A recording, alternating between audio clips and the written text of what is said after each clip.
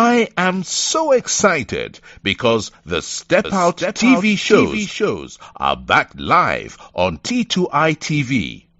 And for those who don't know, Step Out is a series of interviews and motivational segments designed to bring the best out of you and your business. Therefore, we have the following TV programs.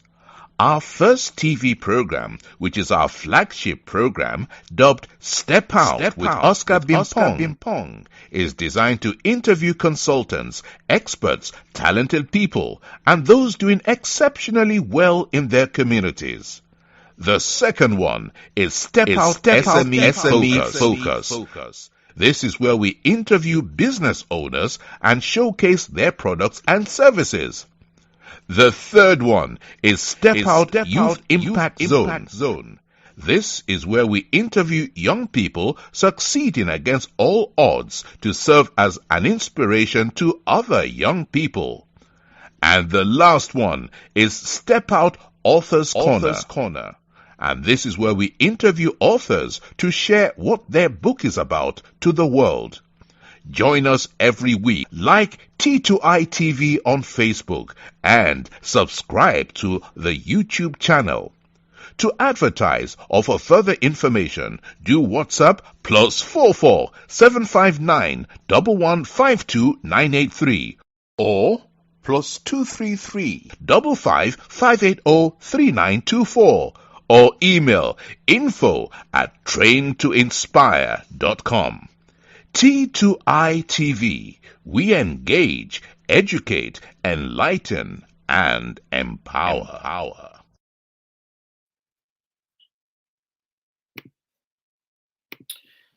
Welcome to another exciting edition of Step Out with Oscar Bimpong.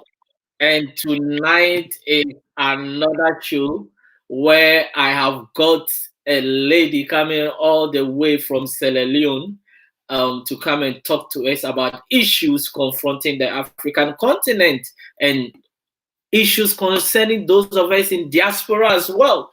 It's going to be a fantastic discussion. If you are watching us, don't just close the dial on us because you'll be blessed. Now, before I go on to introduce my guest, I have got to mention a few of our sponsors. This program is sponsored by Train to Inspire Consultancy. That is your business training and consulting firm. That is for all your business training needs. You need to contact Train to Inspire Consultancy. They will also work with students in relation to their personal development. Also, ALS Global Shipping and Logistics, your trusted import and export company based in Accra. ALS says if you are stranded at the port, call them and they will sort you out. ZPay Ghana Limited, your remittance and mobile money company based in Ghana. They just launched the ZPay mobile money USSD code, which is *270#. Just dial it on your phone and register for ZPay mobile money. Then Wheels for Sure, that is your car leasing for every credit based in the UK. Wheels for Sure says it doesn't matter your credit history. You can walk out of the garage with a car of your choice. When you call Wheels for Sure, just quote T2I 2020 and you are more likely to get a very good deal. Now, if you want to contact any of our sponsors, their telephone numbers and contact details are scrolling on the screen. Just take it and contact them. Also, if you want to really be part or you want to sponsor any of our shows, you can take the number for T2I TV UK or Train to Inspire Consultancy and you are good to go. Now, who do I have on the hot seat today? For those that don't know, I'm going to be your host for tonight, and my name is Oscar Bimpong. Oscar Bimpong is an author, he's a transformational speaker, he's a corporate trainer, and a business consultant. And tonight, we are on the Step Out with Oscar Bimpong, where we interview experts, consultants, people doing exceptionally well in their communities, and talented people. And tonight, we have got one of them in the hot seat, coming all the way from Sierra Leone. And who is this person that I'm talking about? Her name is Theriyeh Koroma, and she is the communication officer, and also she says she's unapologetically what? Feminist. Please welcome to Step Out with Oscar Bimpo, and you are live on T2Y TV UK. Yeah, thank you, Oscar.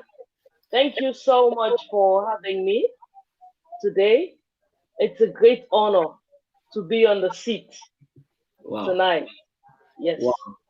So how has your day been? Well, a little bit hectic from work, had to rush to class and had to rush home immediately after class to settle for this very, very interesting show. Wow. Now let me speak to you and let me, because we are going to talk about the new Africa and the rise of feminism. Now, when we talk about the new Africa, what do you think the 21st century Africa, what is so different from our mothers? First of all, I think the new Africa takes its roots from the old Africa in every sense of it, because we have been we are true representations of those who have come after us.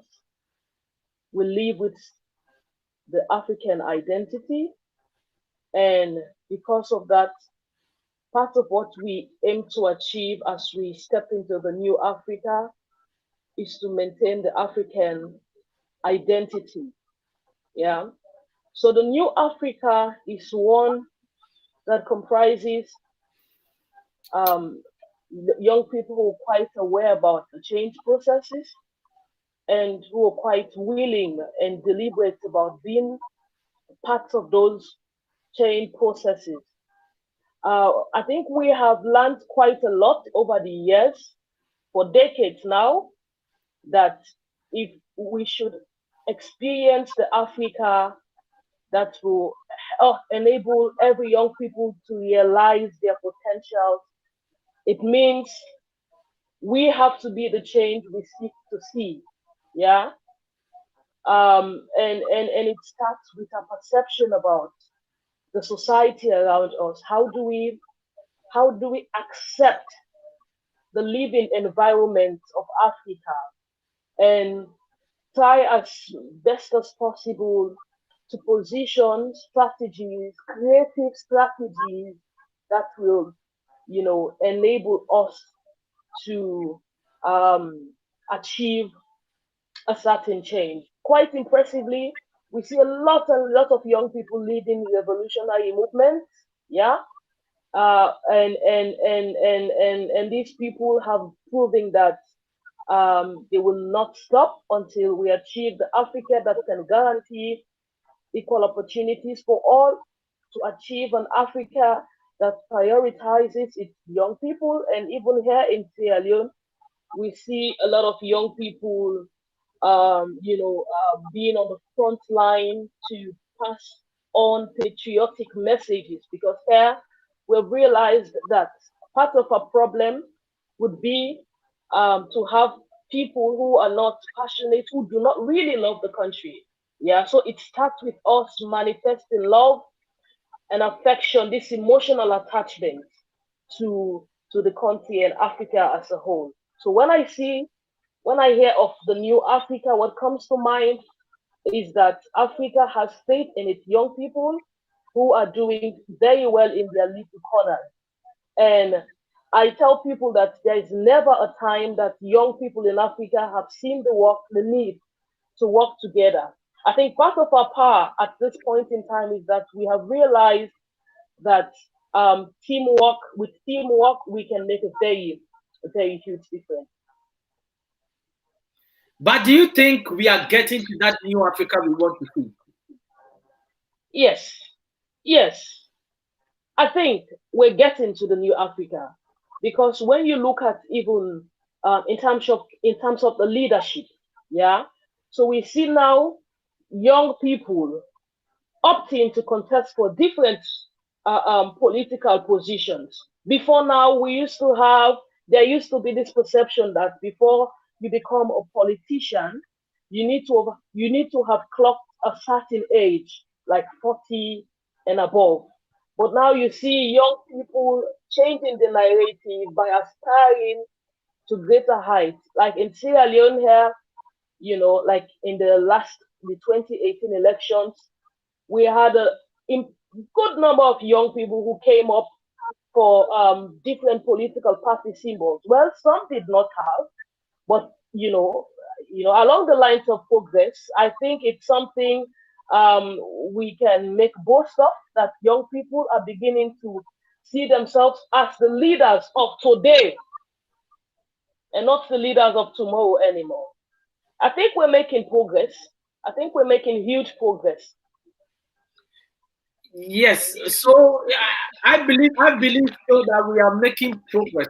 But do you think that young people are really taking the responsibility to drive this process? Because I believe that, for example, let's look at corruption. The young people are also into this corruption space. So how can we change the narrative when we are continuing what the older generation have done that have cost us a lot? Okay, so my point here is not to deny that we don't have people who are manipulative, people who are not well-meaning in our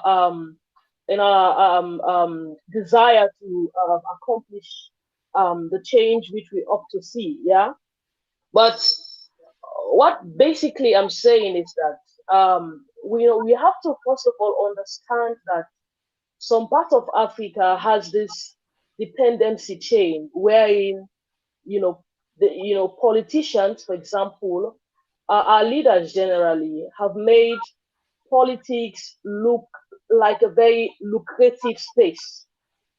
That is the deception we have lived for a very long time. Yeah. So when you get into politics, before you know it, you've got your cars, you've got your houses.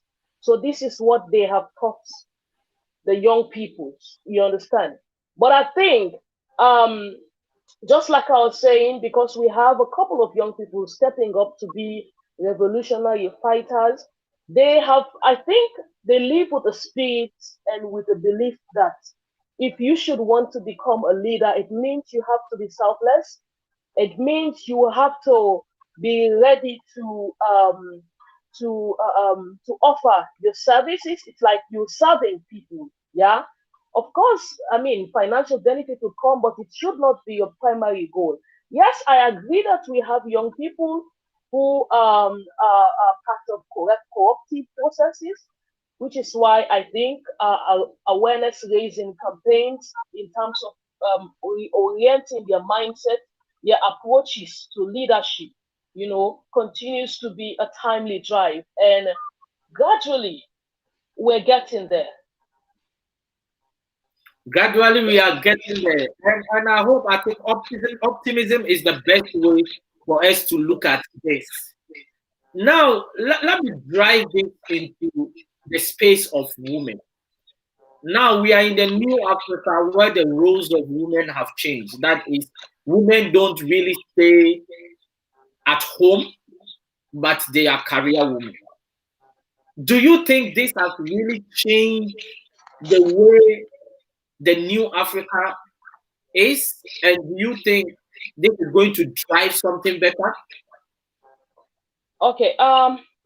So what's happening now in Africa is happening on an improved form. Yeah. So Africa has had strong women. Africa has had career women, though maybe in terms of comparison in decade, you might want to say, of course, significantly we've made progress, with the number of women we have in leadership and the number of women who now believe that they themselves can lead. Yeah. Um, uh, Women in Africa, to a very large extent, are beginning to consider themselves as people who have the equal capacity to lead. We have seen, a lot of manifestation of that. Yeah. So I always want to give reference to Sierra Leone here. Like in the 2018 elections, we had the highest number of women candidates, who aspired for different political symbols. Yeah. Though we're still struggling for political representation. And even when you look at the industry representation, yeah, we're still making progress with that. But now you have more women, becoming economists, medical doctors, journalists, and all the rest of it. Yeah. So, to a very large extent, I think um, these career women seek to uh, to be representation of a society where even our young ones coming up should believe that they themselves can do it. Yeah, because some of us, we grow up in environments where all our aunties or our grandmothers used to see were men leading. So I think we have begun to experience situations where, the little girl coming up, seeing the elderly sister, opting to become um, career professionals, which, decades ago were considered as exclusive domains for men. That alone is a very good inspiration for the Africa, for the new Africa. Yeah, because what we want to see is to rebrand. To be sincere with you, I was discussing with somebody the other day when, with regards to the African mentality, or the female mentality towards leadership. Like we have some people who, in all of their lifetime, just like I briefly said just now, they've experienced are men leading them. So I think this is we're beginning to experience an era which is taking women out of their comfort zone and making them believe that, yes, we've tried as many men as we could. Yeah, so it's time that we step up, and it's time that we begin to see ourselves as change makers. If a man can become a leader, what would stop you from becoming a leader with the right capacity? What is your definition of feminist? Because you says you are unapologetically feminist. What is your definition of feminist? So first of all, for me, being an unapologetic feminist is to be deliberate about identifying as a feminist. Yeah. Um, I go with the general definition of what feminism means. It's an ideology that basically advocates for equal rights and opportunities for both men and women. So basically, feminism is saying that um, a particular sex should not be limited from aspiring what he or she wants to aspire because of his or her sex. Or basically, we should not attach much value on one sex against the other, because even when we talk about achieving the demographic dividend, wherein we can have more people who will contribute towards the production processes, it means feminism is fundamental, because what feminism seeks to do is to highlight the set of population which is least capacitated, or the set of population which experiences more discrimination, more sexism, so these are the flaws which feminism highlights and seek to address. So if we want to see a society which is quite productive, it means we need to invest in our men and women in the most equal way we could, thinking that development is about partnership, transformation is about partnership. One sex cannot do it alone. And my being a woman does not mean I should be put in a certain box, or I should be conditioned to do certain things or to not do certain things. So basically, feminism is advocating for an equal level playing ground, and where a particular sex needs more empowerment, there should be a priority. Yeah. So feminism in all of it means well for society.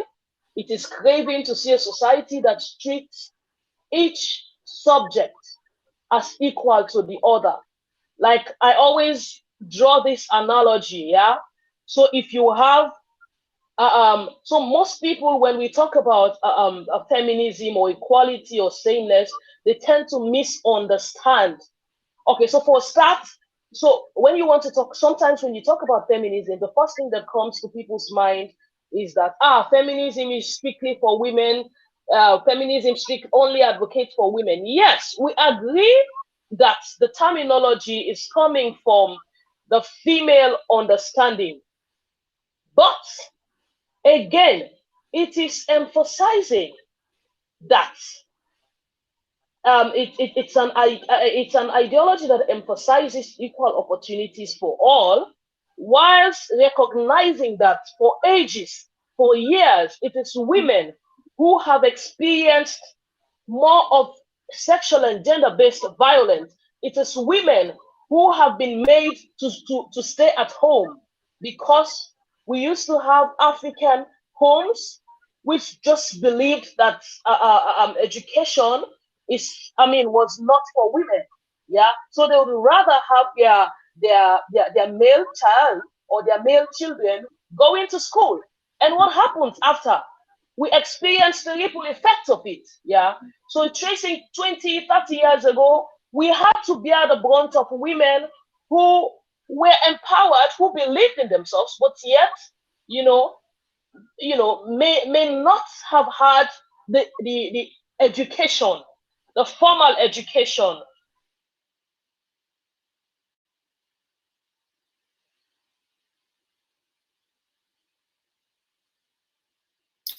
I think we're having some few challenges with our to guest. Yeah. believe in themselves, to take up certain position for female. Yeah, and also I don't know if it's to. I just wanted to shed a light on equality. You can stop me if it's that. Okay, I think we're having breakages on your side in terms of the internet.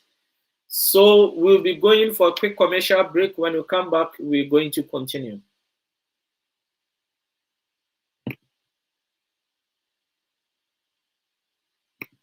I am so excited because the Step Out TV shows are back live on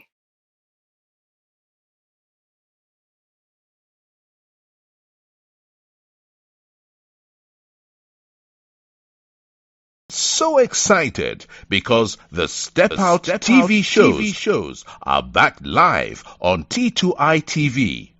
And for those who don't know, Step Out is a series of interviews and motivational segments designed to bring the best out of you and your business. Therefore, we have the following TV programs. Our first TV program, which is our flagship program, dubbed Step Out with Oscar Bimpong, is designed to interview consultants, experts, talented people, and those doing exceptionally well in their communities. The second one is Step Out SME Focus. This is where we interview business owners and showcase their products and services. The third one is Step Out Youth Impact Zone. This is where we interview young people succeeding against all odds to serve as an inspiration to other young people. And the last one is Step Out Authors Corner. And this is where we interview authors to share what their book is about to the world.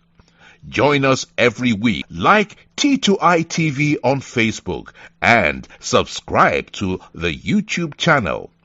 To advertise or for further information, do WhatsApp +44 759 1152983 or plus 233 55580 3924 or email info@traintoinspire.com. T2I TV. We engage, educate, enlighten, and empower. All right, welcome back. We had a bit of technical hitch with our guest, but she's back. Yes. So welcome back, Theriyeh. I think we had a bit of technical hitch. Yes. You were talking about the definition of feminism, in your own opinion. I think you said a lot on that. But at the latter part, we had, I think the internet was playing up. Yes. But what of a lot of ladies that define feminism as as a woman, you should not go to the kitchen. As a woman, what a man can cook, what a woman can cook, a man can also cook. As a woman, you should be in equal pedestal with your husband. And because a lot of women, that is their definition of feminism. What are you going to tell those people? Okay, so you mentioned the thing about cooking. Yeah. So cooking, I believe, is a life skill. Everybody, if possible, should learn how to cook. You get my point? Yeah. So it's, for me, I don't think we should make domestic chores about gender. It's about who is available to do what. Yeah. So it all comes back to how we raise our children, how we get them to accept their gender and the roles. There's so much roles we have attached to being a girl and to being a boy. For example, coming up, one of the reasons why I have always thought, I mean, one of the reasons why I think I've always been a feminist is that um, coming up as a child, yeah, I had brothers, I had cousins, but when it got to time to cook, it would be me that my mother would want to stay with her in the kitchen. Yeah. So right from that early age, I began to question the world. Like why? Because even me, I was very playful. I wanted to go out and play with my friends, but I couldn't go because society has said my mother should teach me. It is the girl child that the parent should teach how to cook. Whilst our brothers, our cousins had the leverage to go out and do stuff. You understand? As they please. But yeah, coming back to cooking in the sense as to whether women should do it or men should do it, blah blah blah. I think, like I said earlier, cooking is not. We should not make cooking about a gender thing. So I want to. If I get home, I feel hungry. I should be able to make myself food. Yeah. And if a man gets home and he feels he wants to eat, so supposing the woman is not around, so I mean, and let's say the woman will be around, like will not be around for like 5 hours or more. So it means you have to keep yourself starving, or you have to stand the risk of purchasing a non-home food, which might not be even good or for your satisfaction. So basically, I think the issue of cooking should not be about gender, but about who wants to eat or who is available to do it. Yeah, it shouldn't be something that we should consider as a male or as a female thing. And and I say this again. I am not a feminist because um well, if my being a feminist, I can cook for people, I can cook for my friends, I can cook for my male friends. It does not make me any less of a feminist. My only concern is that you should not, I mean, being a male friend of mine, you should not always think that as because I am a woman, I should always be in the position to cook you food. That is the perception that I am against generally. But I can cook. In fact, I cook my favorite dish almost all the time. And when I cook, I have my brothers, my male friends who will just pop in. I don't do it because I think they are men and they don't probably have people who are cooking for them. Yeah. Wow. But how are you really seeing that? Because this is a culture. In our culture, it is like the woman that is supposed to be in the kitchen. Now we want to change that narrative and make it like men can also do it when the women, for example, as you are saying, are not available. But do you think this culture is easier to change? So we make culture, yeah? In fact, let me take you back. We used to have different African countries where people would walk barefooted. Yeah. For Sierra Leone, we used to have our native clothes, which certain native clothes now, if you put them on, people will consider you to be like a bush person, for example. I mean, no disrespect, you understand. But with time, with technology, with the advancements in the 21st century, a lot of things have changed. Yeah. And, people are changing with the circumstances of the world. But when it comes to gender, they have refused to change. Yeah. When it comes to gender, that is the time we remind ourselves of our Africanness when it comes to gender. Yeah. A mobile phone did not start in Africa. Yeah. But now it's a luxury that every other African person would want to purchase. We're fine with it because it makes our life feel comfortable. So what about the aspect wherein in the 21st century, with our laws, with the awareness around the ills against sexual and gender-based violence, what will it cost us to begin to come to the realization that women should not be suppressive, should not be people which society should suppress? Women should be considered as as development partners. What will it cost us in this day and age? It's our African culture not about empowering our women, and which is why in most cases I argue that feminism has always been in Africa, and this goes for those people who think feminism is Western. In fact, we've had female warriors who have led kingdoms, who have led troops, and who have led very, very well, even before the suffragette movement started in the late 1800s. Yeah. And even when you look at the Dahomey kingdom, the Dahomey warriors in Benin, and this was clan comprising of elite African warriors who, I mean, in the 1624 25, between the 1625 to 1894. So that tells you, and even we had the Queen Masayeko, one of the most powerful queens who have ever existed of the Mali Empire. Yeah, she led troops and she defeated battles. That should tell you that Africa has always prized its women. So I think at some point in time we have to reflect, we have to go back to the drawing board to see what has happened.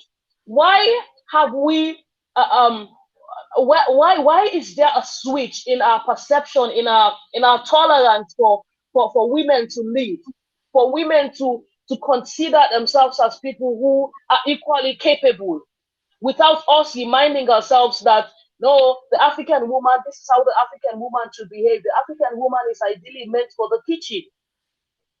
We have tested male, I mean, this is not to say every male leadership has failed. Yeah. But when you look at the African leadership history, the general African leadership history, it has been infested with male leadership. Yeah. For Sierra Leone, since our independence, we've had men as rulers. But I tell people, even till present day, there's not so much we can we can show when it comes to development index. Yeah, And we've had circumstances in which, and even the civil the civil conflict which my country experienced, yeah, in the 1992. It was the women who got fed up with the situation and mobilized themselves and took to the streets, saying, "We are tired of the senseless war." And that's brave action. Inspired reconciliations. It inspired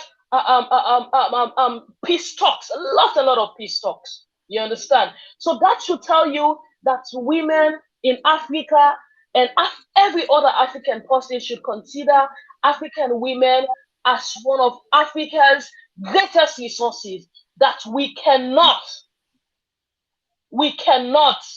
afford to work in isolation with, because women have proven to be very exceptional with leadership. And even here in Sierra Leone, though we're still struggling to have more women at political hierarchies, yeah.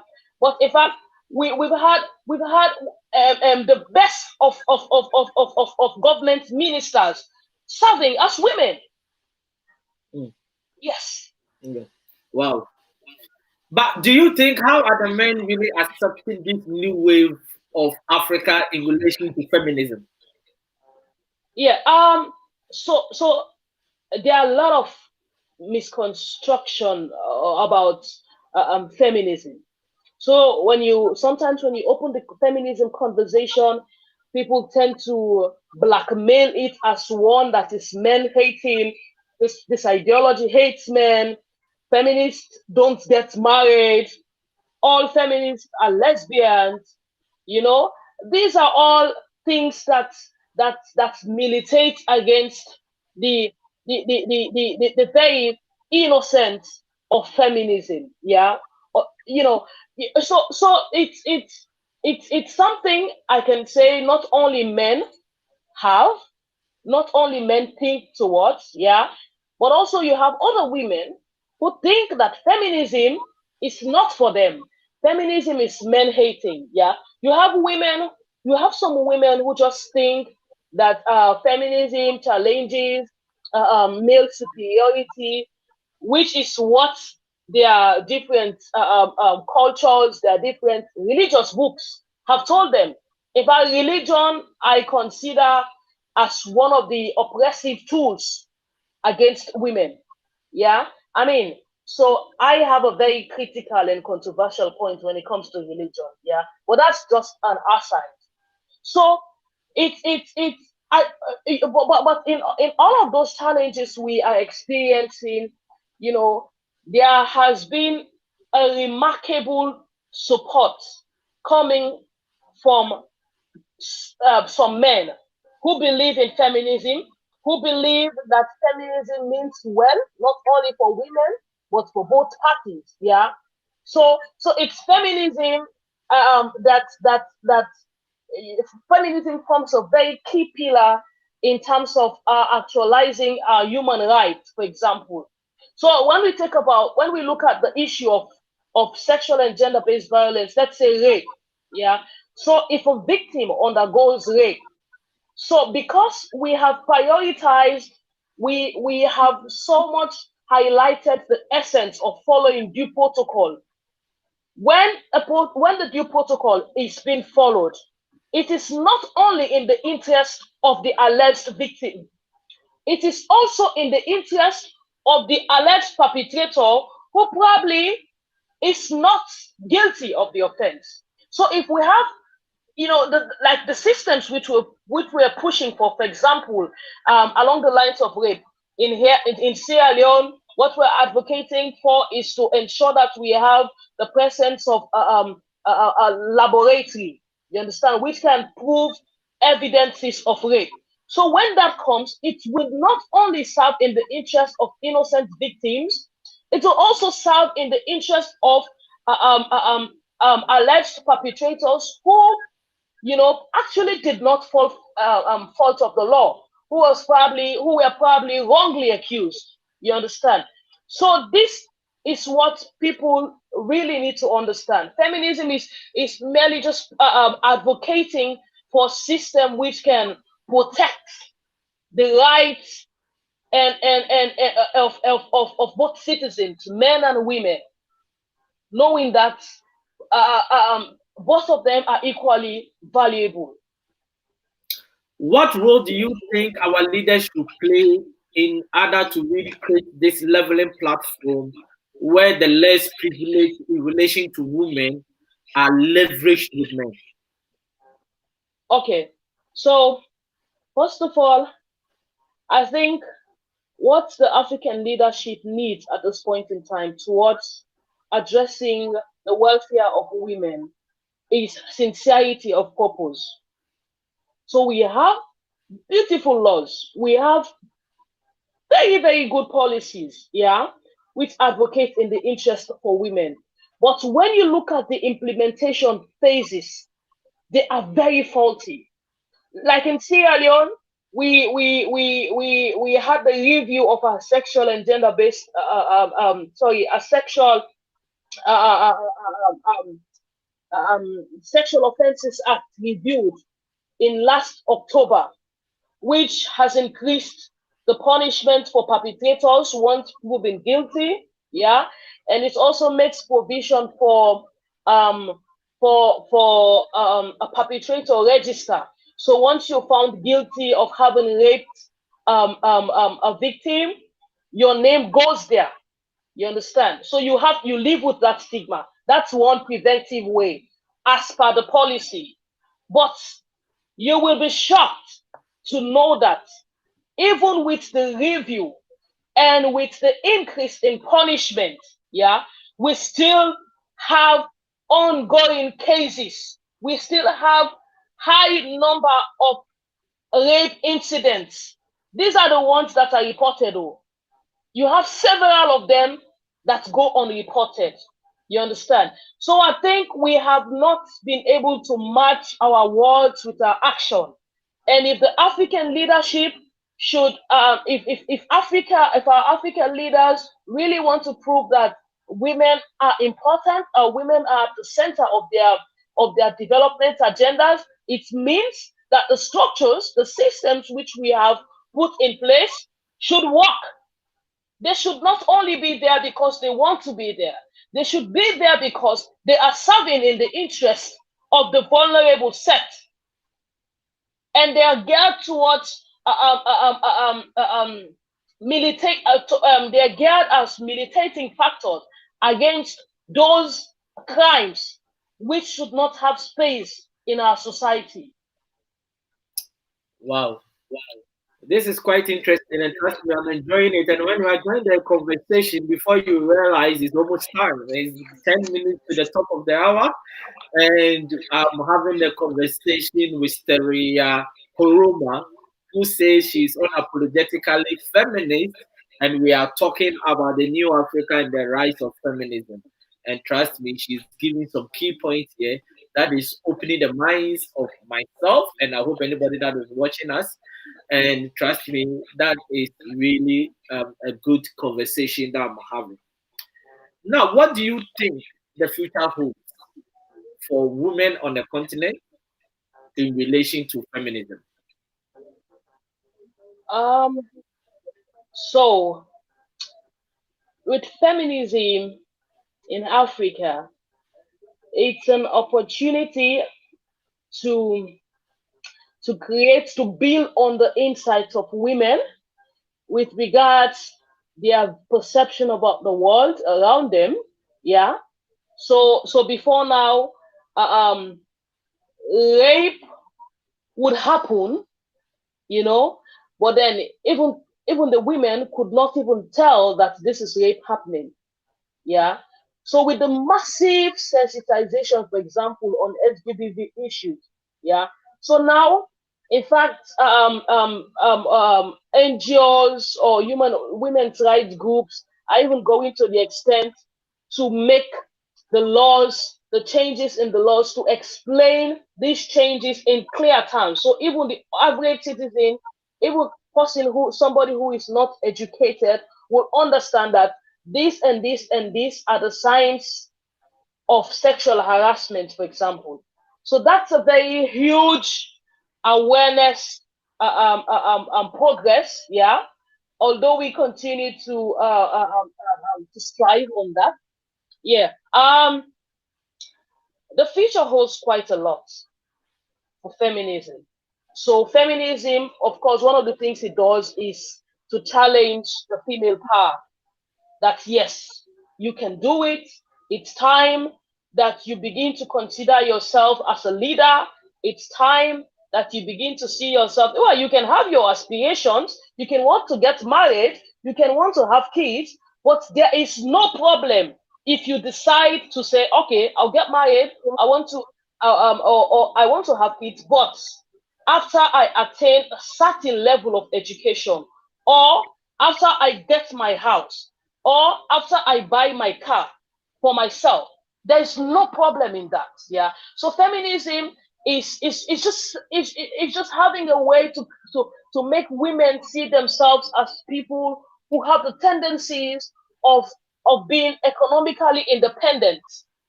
Yeah.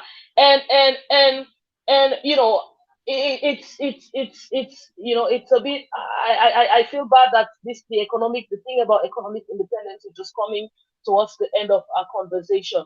But yeah, it is very key. It is very key. Yeah. Like for Sierra Leone, when you look at the agricultural workforce, yeah, 70% of our agricultural workforce are women. But you will be surprised to know that it is only less than 30% of women, yeah, who have access to farmlands or who have rights to own lands. It is these women, yeah, that do most of the agricultural labor. But yet, when the yield comes, it does not go back. It does not go directly into their pockets, yeah, because they have their men who overpower them, because they do not have access to own lands. They do not have the direct right to own the land, especially in the northern part of Sierra Leone. You understand? So basically, it's a new Africa. Feminism comes at a time when Africa needs to force itself to consider economic empowerment, economic liberation of its women as key towards the African trajectory.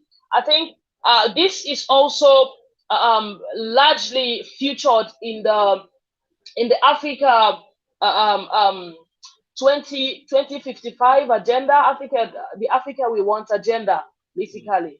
Yes. So the Africa we want is one that will believe in its women, is one in which men don't feel intimidated because we're having more women on leadership platforms.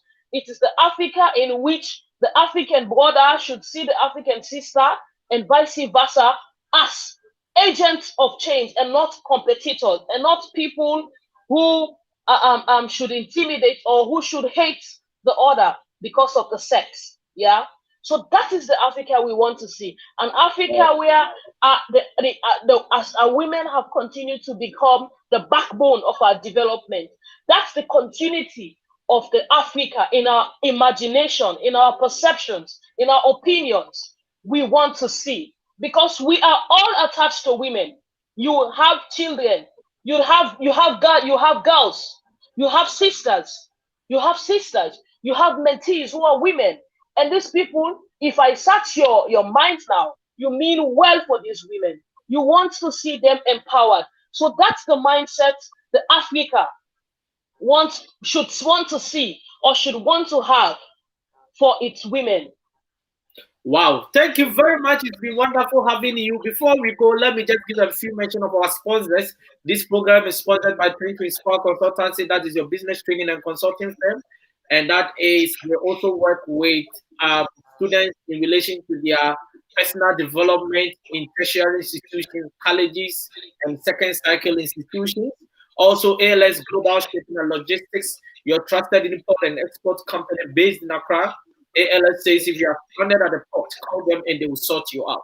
Also, ZPay Ghana Limited, the remittance and mobile money company based in Ghana. They just launched their ZPay mobile money USSD code, which is *270#. Just dial it on your phone to register for ZPay mobile money right on your phone. Then Wheels for sure. Your car leasing for every credit. Wheels for sure says it doesn't matter your credit history. You can walk out of the garage with a car of your choice. Wheels for sure is based in the UK, and they are really supporting people, especially during coronavirus pandemic, where people don't want to take public transport, but you don't have the means to have a car of your own. Just contact them. When you contact them, just put TTY 2020 and they will sort you out. Also, if you want to have any of the contact details of our sponsors, they are scrolling on the screen. And also, if you want to sponsor any of our shows, you are more than welcome. We are more than welcome to do so. You can take the number of T2I TV UK or that of Train to Inspire Consultancy to do that. Now, I think I've got one or two comments here. Douglas Kirini says, "Wow," and I've got Theriyeh Koroma says, "Theriyeh Koroma truly knows the issue." Now, it's been wonderful having you, and I've really enjoyed this discussion. Yeah, thank you so much, Oscar. I'm so excited that we finally got to be on the show. I finally, got to be on the show. Exactly. Now, what is your last word to anyone that is watching you? So it's deliberately going to be about feminism and our attitude towards it. So feminism is not a men-hating ideology.